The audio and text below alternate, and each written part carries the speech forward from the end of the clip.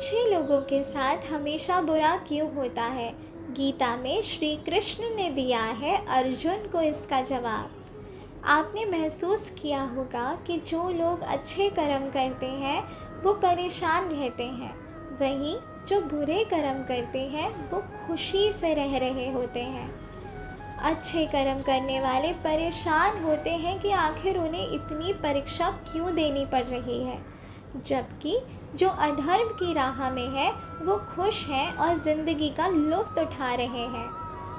अगर आपके मन में भी ये सवाल आया है तो आज हम आपको इसका जवाब देंगे, लेकिन इससे पहले मेरे वीडियो को लाइक शेयर सब्सक्राइब ज़रूर कर लीजिएगा।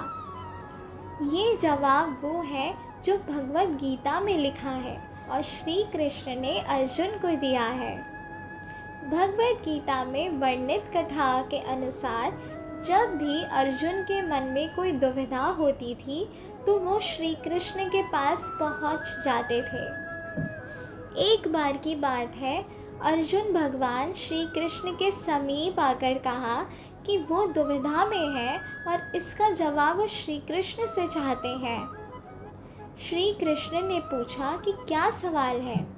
अर्जुन ने कहा, मुझे ये जानना है कि अच्छे लोगों के साथ हमेशा बुरा ही क्यों होता है, वहीं बुरे लोग खुशहाल दिखते हैं।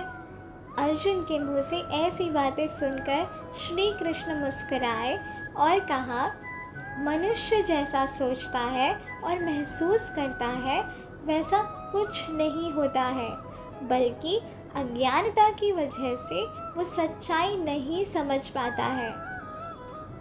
अर्जुन उनकी ये बात समझ नहीं पाए। इसके बाद श्री कृष्ण ने क्या कहा वो जानते हैं? श्री कृष्ण ने अर्जुन से कहा, पार्थ, मैं तुम्हें एक कथा सुनाता हूँ। उसे सुनकर तुम समझ जाओगे कि हर प्राणी को उसके कर्म के हिसाब से ही फल मिलता है। प्रकृति हर किसी को अपनी राह चुनने का मौका देती है। अब वो मनुष्य की इच्छा पर निर्भर करता है कि उसे धर्म की राह चुननी है या अधर्म की। कथा शुरू करते हुए श्री कृष्ण ने कहा, एक नगर में दो पुरुष रहा करते थे। एक पुरुष व्यापारी था जिसके जीवन में धर्म की बहुत महत्वता थी। वो पूजा पाठ में यकीन रखता था। वो हर रोज़ मंदिर जाता था और दान धर्म भी करता था और हर रोज़ भगवान की पूजा करता था। वहीं दूसरा पुरुष बिल्कुल विपरीत था। वो हर रोज़ मंदिर तो जाता था, लेकिन पूजा करने नहीं, बल्कि मंदिर के बाहर से जूते चप्पल चुराने। उसे दान और धर्म से कोई लेना देना नहीं था। समय बीतता गया और एक दिन बहुत ज़ोर की बारिश हो रही थी। इस वजह से मंदिर में पुजारी के अलावा कोई नहीं था। ये बात जब दूसरे पुरुष को पता चली तो उसने कहा कि ये सही मौका है मंदिर का धन चुराने का। पंडित से नज़र बचाकर उसने मंदिर का सारा धन चुरा लिया। उसी समय धन कर्म में विश्वास रखने वाला व्यक्ति भी मंदिर पहुंचा। दुर्भाग्य से मंदिर के पुजारी ने उसे ही चोर समझ लिया और चिल्लाने लगे। वहाँ लोग एकत्र हो गए और उसे बहुत मारा। किसी तरह वो बचते बचाते वहाँ से निकला तो दुर्भाग्य ने उसका साथ वहाँ भी नहीं छोड़ा। मंदिर के बाहर वो एक गाड़ी से टकरा गया और घायल हो गया। फिर वो व्यापारी लंगड़ाते हुए घर जाने लगा तो रास्ते में उसकी मुलाकात उस पुरुष से हुई जिसने मंदिर से धन चुराया था। उसने कहा, आज तो मेरी किस्मत चमक गई, एक साथ इतना सारा धन मिल गया। ये सब देखकर उसे बहुत बुरा लगा और उसने अपने घर से भगवान की सारी तस्वीरें निकाल दी।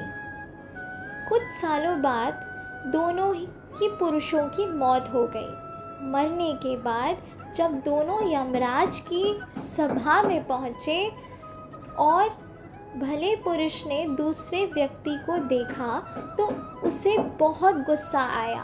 उसने क्रोधित होकर यमराज से पूछ ही लिया, मैं तो हमेशा अच्छे कर्म करता था, दान में विश्वास रखता था, उसके बदले जीवन भर मुझे अपमान और दर्द ही मिला। और इस व्यक्ति को नोटों से भरी पोटली, आखिर ऐसा भेदभाव क्यों? इस पर यमराज ने कहा, पुत्र, तुम गलत समझ रहे हो। जिस दिन तुम्हारी गाड़ी से टक्कर हुई थी, वो दिन तुम्हारे जीवन का आखिरी दिन था, परंतु तुम्हारे अच्छे कर्मों की वजह से तुम्हारी मौत सिर्फ एक छोटी से चोट में बदल गई। तुम इस दुष्ट व्यक्ति के बारे में जानना चाहते हो? दरअसल इसके भाग्य में राजयोग था, मगर इसके कुकर्मों और अधर्म की वजह से वो सिर्फ एक छोटी सी धन की पोटली में बदल गया। कथा सुनने के बाद श्री कृष्ण अर्जुन से कहते हैं, पार्थ, क्या अब तुम्हें तुम्हारे सवाल का जवाब मिल गया? ऐसा सोचना कि भगवान तुम्हारे कर्मों को नज़रअंदाज कर रहे हैं, ये बिल्कुल भी सत्य नहीं है। भगवान हमें कब क्या किस रूप में दे रहा है, मनुष्य को समझ में नहीं आता है, मगर आप अच्छे कर्म करते रहें तो भगवान की कृपा हमेशा बनी रहती है। इसीलिए अपने अच्छे कर्मों को बदलना नहीं चाहिए, क्योंकि उसका फल हमें इसी जीवन में मिलता है।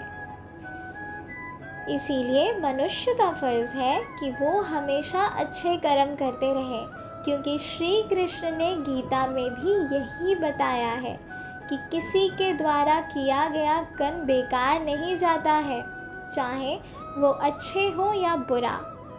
समझ गए? Thank you.